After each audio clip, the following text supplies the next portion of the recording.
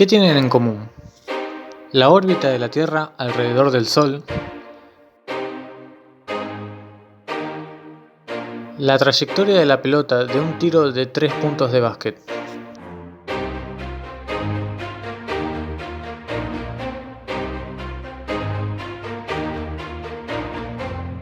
el contorno de la planta nuclear de Springfield y un griego llamado Apolonio que vivió hace más de 2200 años. Aunque parezca que no se relacionan en nada, existe un concepto matemático que los vincula. Quédate y lo entenderás al final del video. Pero antes que nada empecemos hablando de curvas. ¡Ay, qué interesante, Marge! Cuéntamelo todo. Cuando hablamos de curvas podríamos pensar en esto, o incluso en esto. Pero estas curvas conviven con nosotros, son objetos de nuestra propia realidad.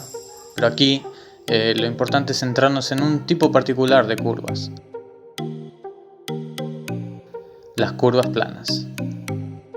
Oye, despacio, cerebrito. Es verdad, vayamos un poco más despacio. De forma simple podríamos decir que una curva plana es un conjunto infinito de puntos que viven en un mismo plano. Y ese plano vive en un espacio. ¡Exacto! No precisamente ese espacio. Me refiero a un espacio geométrico en el que conviven puntos, rectas, planos y superficies. Si bien todos estos entes geométricos son más bien abstractos, tienen sus respectivas representaciones en nuestra vida cotidiana. Por ejemplo, un pizarrón o incluso también una hoja de papel podrían ser tranquilamente usados para representar un plano. Volvamos al comienzo. Tenemos a Apolonio. Apolonio, buena barba. Apolonio vivió hace unos 2200 años en Perga, actual Turquía, que en esa época era parte de Grecia. Se dedicó a la matemática y la astronomía, y se le atribuye haber descubierto un tipo particular de curvas planas a las cuales le puso nombre. Las llamó elipse, hipérbola y parábola. Ahora traigamos de nuevo el tiro de 3 puntos de básquet, la planta de energía nuclear de Springfield y la órbita que siguen los planetas alrededor del Sol. Todos sabemos que los planetas de nuestro sistema solar giran alrededor del Sol, pero estos movimientos ¿se realizan de forma desordenada y caótica o lo hacen siguiendo un cierto patrón? En el sistema solar impera un grado de orden muy considerado. En el año 1619, Kepler, estudiando los movimientos de Marte, utilizando el modelo de Copérnico de órbitas circulares alrededor del Sol, notó que los cálculos discrepaban ligeramente de la posición real del planeta rojo en el firmamento. Así que intentó ajustar la órbita a otras curvas y finalmente encontró una curva cerrada muy particular denominada elipse, que se ajustaba maravillosamente a ella. De esta manera encontró su primera ley del movimiento de los planetas. Ahora bajemos a la Tierra.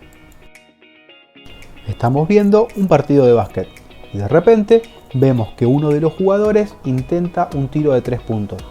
Si prestamos atención, vamos a notar que la trayectoria de la pelota describe una curva específica llamada parábola.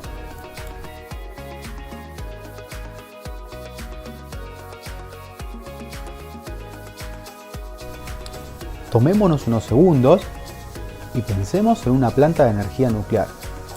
Aunque tiene muchos sectores que la componen, es probable que hayamos pensado en las torres de enfriamiento. Estas torres se utilizan para reducir la temperatura del agua que se emplea en los procesos de generación de energía eléctrica. Están construidas adoptando una forma muy peculiar, ya que de esa manera son más eficientes en cuanto a la resistencia al viento y además requieren una menor cantidad de materiales para su construcción. La forma que tienen estas torres representan matemáticamente unas curvas denominadas hipérbolas. A estas curvas Apolonio las llamó secciones cónicas. La forma en que Apolonio describió cómo se formaban las cónicas es pensando en un cono doble. Sí, dos conos de lados, pero sin helado.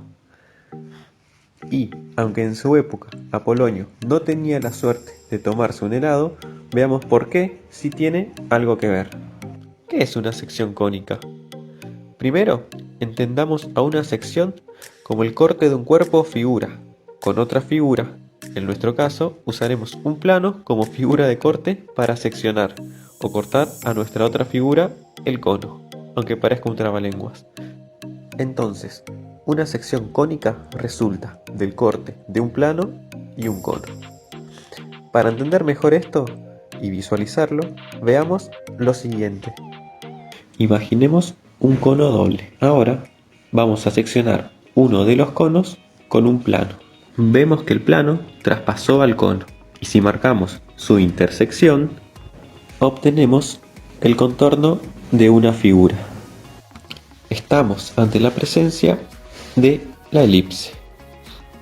Así es, como la órbita de los planetas. Como se ve, esta elipse está contenida en el plano utilizado para seccionar el cono. Ahora tomemos otro plano, pero uno en particular. Tiene que ser paralelo a la recta generatriz de los conos. Vemos que de dicha intersección obtenemos la parábola, a la cual, si la rotamos, obtenemos la trayectoria que describe la pelota de básquet al ser lanzada. Por último, utilizaremos un plano que sea capaz de seccionar ambos conos a la vez. La figura formada en esta intersección es nada más ni nada menos que la hipérbola,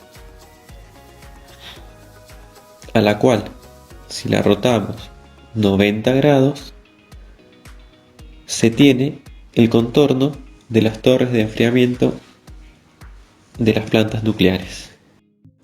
Ahora bien, ya que conocemos las secciones cónicas y de dónde surgen, se estarán preguntando, ¿qué utilidad le puedo dar a este nuevo conocimiento? Las aplicaciones de las secciones cónicas, desde su descubrimiento hasta el día de hoy, son muy variadas y realmente útiles. Por ejemplo, gracias a su forma de parábola, las antenas parabólicas tienen la propiedad de reflejar hacia un punto todos los rayos paralelos de las ondas que recibe. De esta forma, puede concentrar toda la señal que recibe su superficie en ese punto. En medicina existen unos dispositivos llamados litotriptor.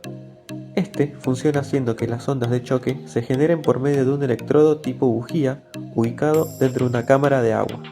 Estas ondas de choque son concentradas por un reflector elíptico que las dirige e impactan en forma directa sobre el cálculo, sin dañar el riñón, y así se van fragmentando en determinado tiempo. En la arquitectura, las matemáticas empezaron a influir a partir de que el hombre sintió la necesidad de construir hogares. Es posible que en estas construcciones humanas reconozcas algunas figuras geométricas vistas a lo largo de tu formación académica.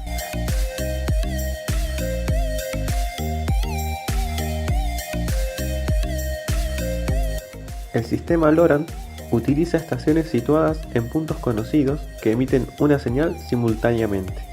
Un barco observa el tiempo que pasa entre las señales recibidas de un par de estaciones y determina su posición en una hipérbola, que es una curva de diferentes constantes. El barco hace a continuación lo mismo con otro par de estaciones y encuentra otra hipérbola en la que está situado.